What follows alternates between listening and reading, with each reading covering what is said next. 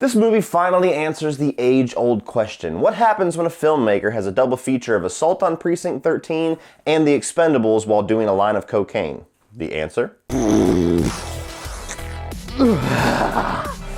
Let's make a fucking movie.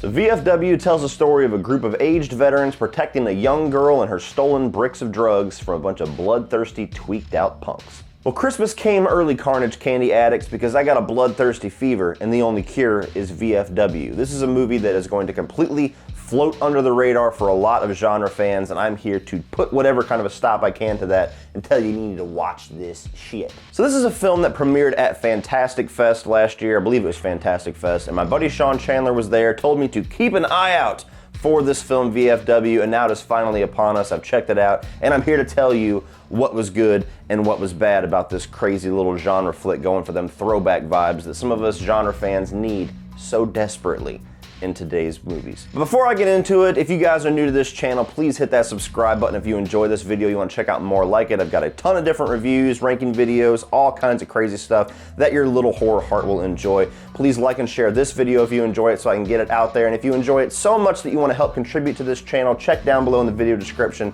for the link to my Patreon page. It's the best, the easiest, and the most rewarding way to help develop this channel, to help support this channel, and get a lot of cool exclusive content for your eyes only if you decide to become a patron. So please check that out. Thank you so much for your consideration. And for everybody else, let's talk some motherfucking VFW. Starting right off with the positives, as somebody that loves John Carpenter and John Carpenter films, and especially 80s John Carpenter films, this movie gives me something that I have not had in years, and that is the total vibe and the total style of that type of film from that era, from that filmmaker. It's not to the point where it's a ripoff. This movie does a really nice job of walking that fine line of showing inspiration and ripping off, where you get some films like, for example, last year's Bad Times at the El Royale. I thought it was a very good movie, but also thought it leans a little too heavily on Tarantino. You get something like this where it's very prominent and it's very in your face that this is inspired by those 80s John Carpenter flicks. It does enough different and enough new and enough unique to where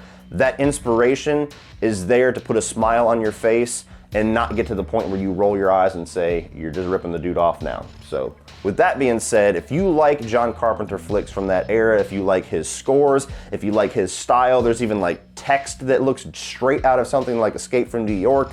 If you want something that has that kind of siege picture that Assault on Precinct went for, and even throwing in a little bit of that mutant vibe from something like Ghost of Mars, which certainly isn't one of his most prominent loved flicks, but nonetheless, it's all that style that fans of John Carpenter are going to want to see. This movie does it in spades. How about we close the bar down early tonight? What do you got going on? The best birthday that Freddie ever got. Lizard! Hey, this is girl! And I also love the cast that they fleshed this movie out with. Now, when I reference Expendables, I'm not trying to give you the idea that these are like big, larger-than-life action heroes coming to take on these like bloodthirsty punks, these tweakers. These are actually more kind of like B-genre actors, but they're actors that genre fans know. You got Stephen Lang, that dude's just badass. I really cannot wait to see what he does with Don't Breathe 2, because I thought Don't Breathe was awesome. He's kind of the leader in this. He's the prominent character, and he's the most kick-ass character of all of them. He's the one that's got the most attitude. He's the one that, like, whenever he yells at her, like, come on, bitch, you're like, yeah, Steven. You also get John Kreese. I believe Martin Kove is the actor's name, but you get John Kreese for Karate Kid fans, who comes in, who's kind of like, he's badass, but he's kind of got that sleaziness that he's always known for with his characters. You get David Patrick Kelly, who's always been a great character actor in movies like The Warriors and Commando. You even got Fred Williamson. You got William Sadler.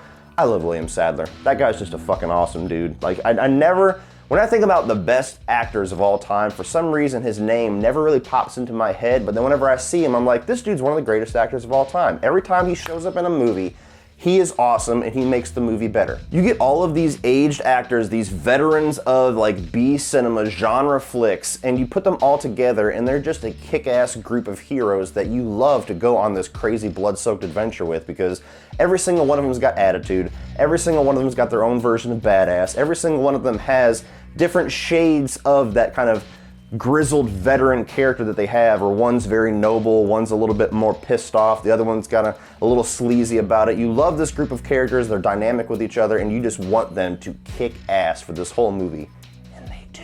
Now you gotta talk about the gore.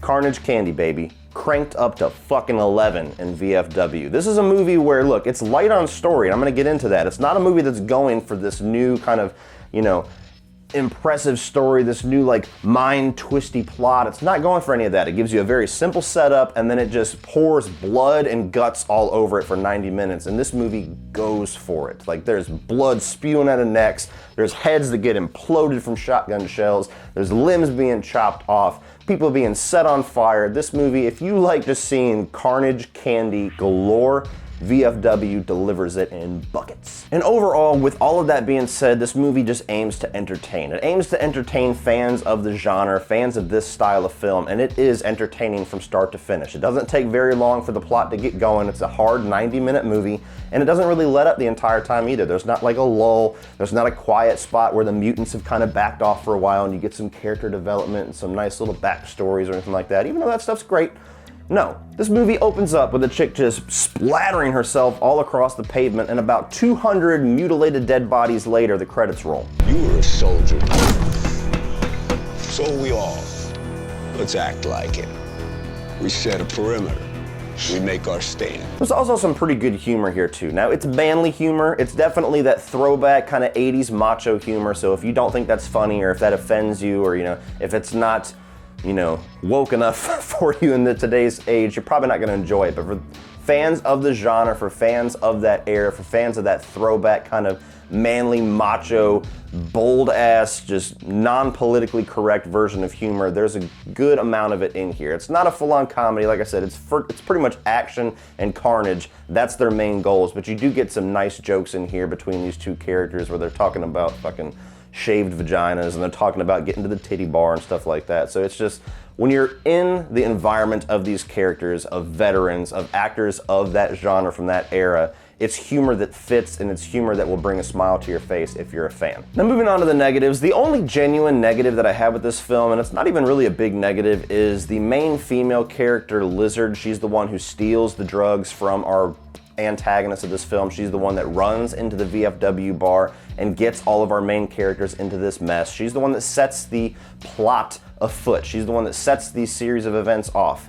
She's kind of aggravating for me. Just a little bit, just pieces of it here and there. She's a decent enough character. She's got a decent little arc. There's a sympathetic reason for why she does what she does, and she has some good back and forth with Stephen Lang's character and gets in on the action a little bit. So like I said, small negative, but there's times where the smart-ass things that come out of her mouth, like, "I didn't ask for your help, old man, old geezer," shit like that, that makes me want them to just throw her outside and let the mutants get her, because it's like, look, bitch, you just doomed all of these guys because of what you wanted to do. Now they're here helping you because of their moral code and their, you know, call of duty, and you're gonna throw insults at them? Fuck you, go out the door. Beyond that, you just have to acknowledge things that is going to be the inherent nature of this film. It might not be a negative for you whatsoever, like it wasn't for me, because I like this style of film and it's done well, but just in general, yes, this movie is light on story, it's light on plot, and it's not doing anything necessarily different with the genre. It's just kind of throwing back, and it's kind of giving us those nostalgic vibes for movies like this that used to be riddled throughout the 80s and the early 90s. So if you're wanting to go into this and want to see some kind of a new form of story, or a nice twist on the genre, or something new done with it, or a really, you know, kind of cohesive plot that's going to wrap your mind around a bunch of little twists and crazy themes and, you know, give you a little doggy bag of questions to walk away with at the end of the film, it's not that type of movie. This is pure blood-soaked entertainment. You're either going to be on board for that, and if you're not, don't even bother with it. It's not the movie for you. But overall, guys, this was an absolute blast of a movie. It's a movie that I think is going to float under the radar for a lot of people, so I wanted to make damn sure that I reviewed it so I can tell all of you to not only share this review so that I can keep spreading the message, but you need to go on Amazon or whatever little streaming service you can find with VFW and watch that shit right now. It was like $7 to rent on Amazon Instant Video, maybe like $14 to own. The Blu-ray comes out next month. If you are a fan of this genre, if any of the things that I have told you about this film are getting your nipples hard, this is the movie for you. Stop what you're doing, check it out.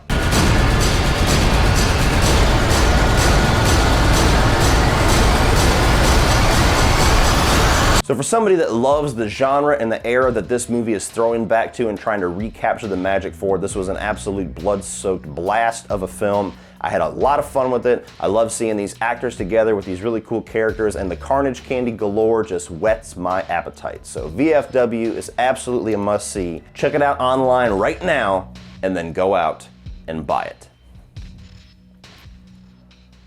So what did you guys think of VFW? Did you get to see this at a film festival? Have you already seen it online because somebody else told you about it? And if you have not, you need to. So let me know down below after you've checked it out what your thoughts on VFW are, please, and we will talk about it. Like I already said, like and share this video, guys. Help this video get around. Hit the subscribe button if you're new to this channel and want to check out some more Cody Leach shit.